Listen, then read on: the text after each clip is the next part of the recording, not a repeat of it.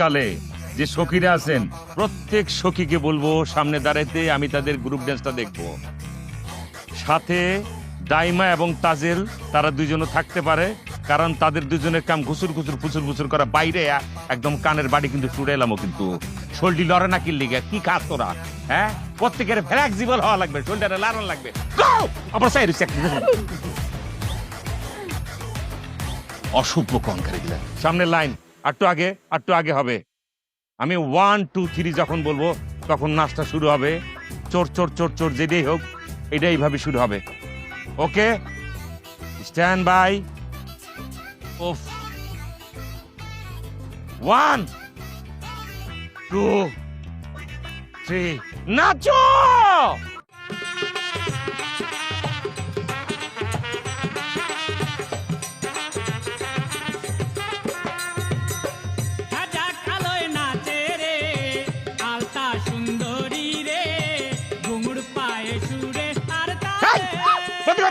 বাইরে কিন্তু একদম মানজামে গেলাম, কিন্তু অসভ্য গুলো গনকার হারামজাদিরে কি নাচ?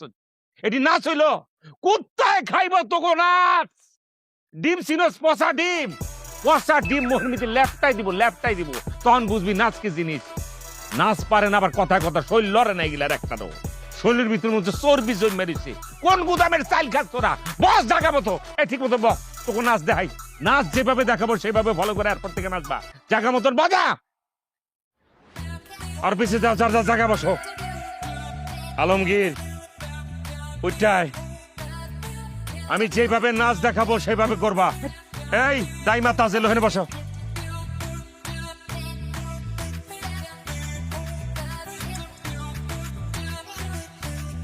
নাচটা প্রথম শুরু কর, মিউজিক দে।